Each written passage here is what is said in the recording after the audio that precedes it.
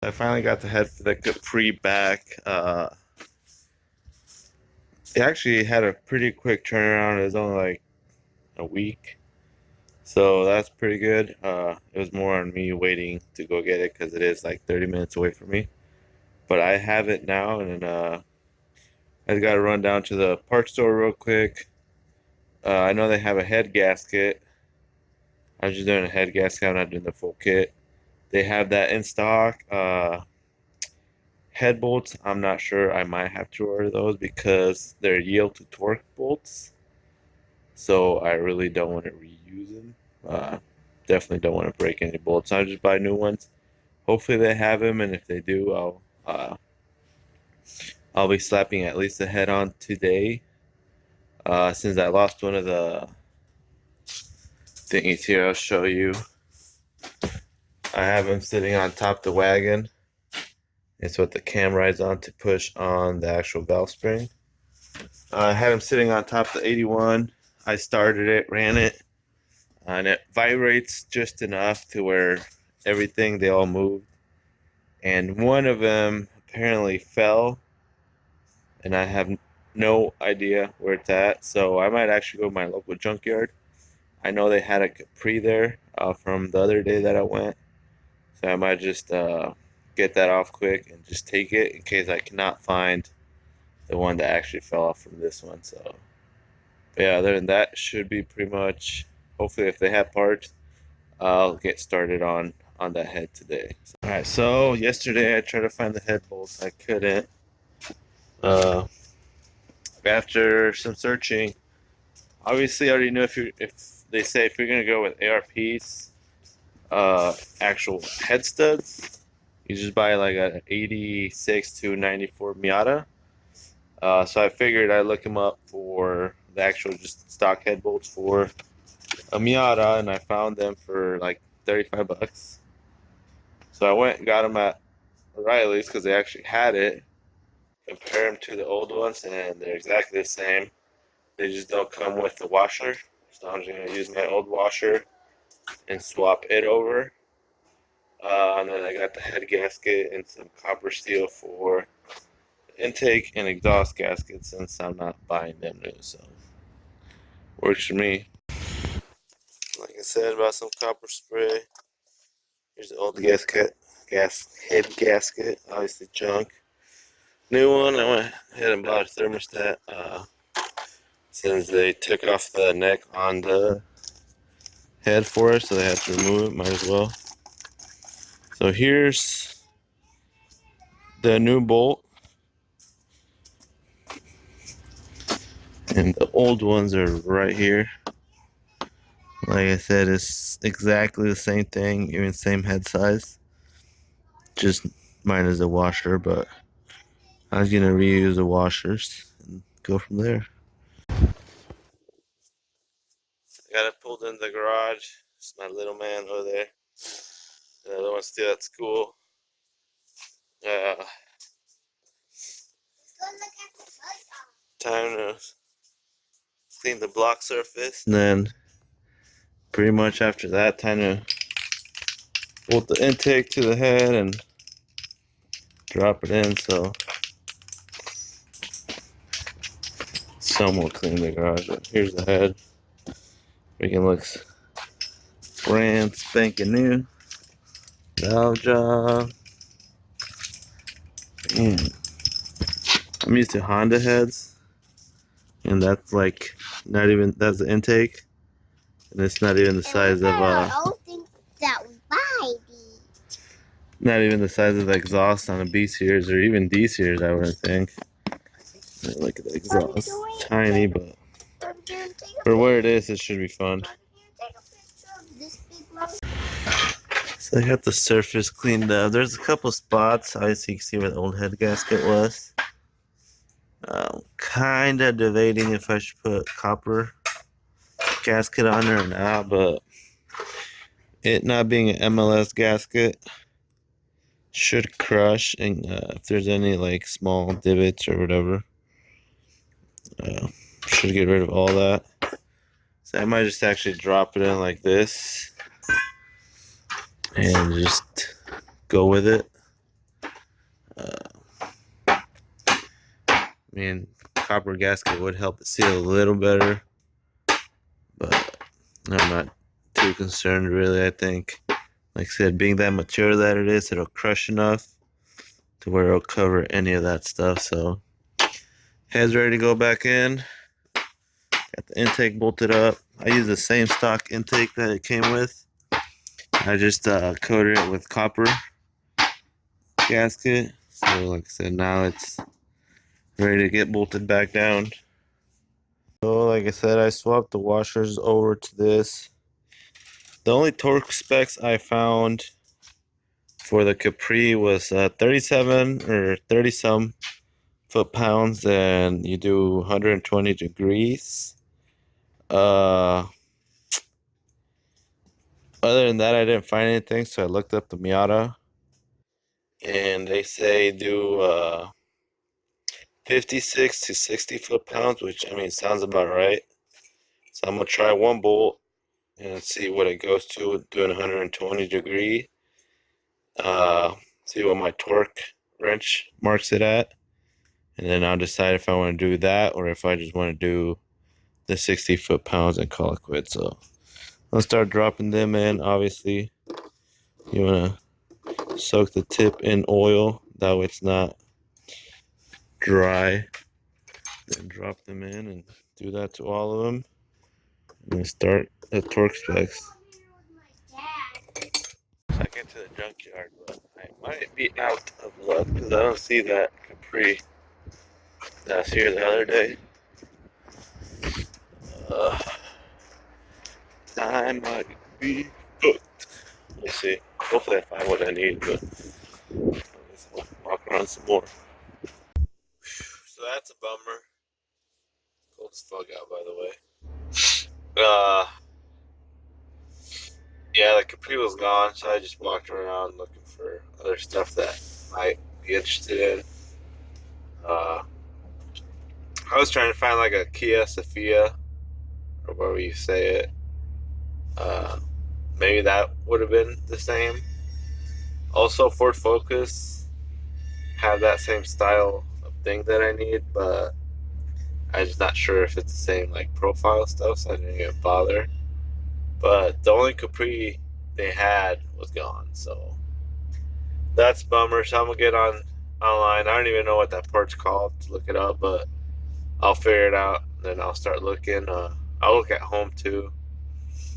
It must have rolled somewhere, but we've had rain and stuff, so for all I know, I probably got like kicked under some mud or something. Now it's obviously probably won't be able to find it, or I'll find it once I already bought one or ordered one, whatever. Which that's how stuff seems to go for me most of the time. But hopefully, I figure that out soon, and then be able to throw this back together because that's all I got left really now. Great news. So I got home, kind of bummed out. Figured I'd look outside. Uh, Obviously, the car only moved back and forward when they were sitting on top of it. So I was looking outside, didn't see anything. Obviously, my next thought was, it has to be in the garage. So start looking, just walking around. I was eating a McDouble. But check out where it was. So, like I said, it was sitting on top over here on a cardboard. You kind of see where there's oil from. So it started vibrating, whatever. Head gasket, I don't know, maybe it was smoothed over, but it's been up there. That's for K24 or K20, whatever. So looking around all over. Then I was about to put my coat on because it's freezing. Then I seen this thingy right here. So I found it. Fucking awesome. And it is called a lifter. I don't know. I didn't think it'd be called a lifter, but I was looking it up and this comes up. But at least I found it, so drop this baby in, and now we're ready for cams and timing and all that good stuff. Bam. And there we go. Always has to gotta crank down cam caps, torque them down, whatever. I was gonna buy new cam seals, but they didn't have them at the parts store. Cleaned them up, they look decent, so I'm just reusing them. It's got a cover, throw cam gears back on. Like I said, torn cam caps. Then I should be able to start timing and stuff. So then it goes on the manifold, power steering pump, and all that. So here's where I'm at now. I got all the timing covers off,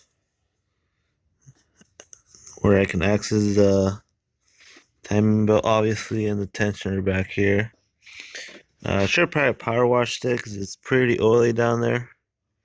But I'm just gonna give it some spray with a brake clean and then assemble it. I'm not putting any of those old covers back on because, as you can tell, the plastic's starting to get really fragile. So when it does that, it bubbles up and it starts to get eaten up. So it's pointless to put that on. I never put them on my Hondas, so I'm sure this will be just fine. So I'm gonna clean this up a bit, throw the cam gears on, loosen up the tensioner, and throw it in time and start assembling everything. Throw the valve cover on, turbo manifold, power steering pump, and then all the other shit after that. It should be pretty straightforward from now. Probably the hardest part is going to be timing it, which it looks pretty straightforward, but we'll see how that goes. Still shouldn't be too bad, but we'll see. So I got it top dead center using dipstick. I mean, I also went off the mark on the crank, but I use a dipstick as well. On the cams, you can see on the face of it has an I and an E. That is because the cams are interchangeable. If you can see here, obviously depends on what cam you're putting it on. So this would be the intake cam. This is the exhaust. It depends how it gets clogged. I kind of freaked out when I took the cam gears off to do the cam seals. And then I realized that, well, it's because they're interchangeable and it tells you what way it goes. So since this one's the intake cam, that little stud right there would go on the I for intake. So let me do this real quick. And there we go. Same thing for the exhaust. You got the E, you got the little stud, and we just put it on light. I just torque them down to probably like 30 pounds or something. I don't know yet. I just do hand tight, what feels tight. Normally don't torque them, but shouldn't be too bad without torquing them. So yeah, tighten them down, then loosen up the tensioner and get this baby in time. So timing is set.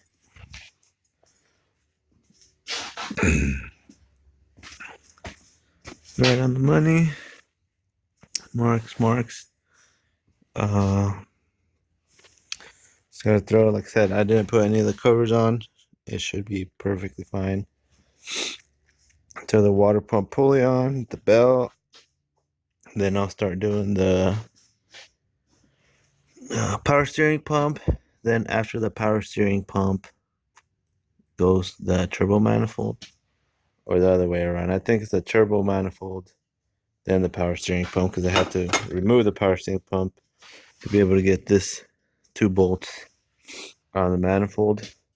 Then once that's done, obviously do fuel lines, coolant lines, radiator. But it's going. So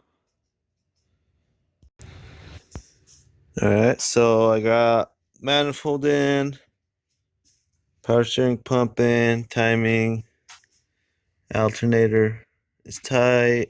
with belt. All belts are tight. So now all that's left, I'm about to drop the valve cover in. I'm letting the silicone seal a little bit since I'm not replacing the gasket. So then after that, pretty much hooking up turbo, coolant lines right here, every part of the wire harness back here, all the coolant lines to the turbo, the return line, the oil feed line, uh, coolant hoses in the back. Then I still got to do the thermostat as well. But yeah, like pretty much everything from here is easy peasy. So still crossing fingers that it will run. My luck, I'll put it together and then like the clutch is gonna be out or something. But I don't know. I guess at least at that point, I have a running motor that I can use for a BP swap, and I'll just junk the car. But guess we'll see. It's going though, almost.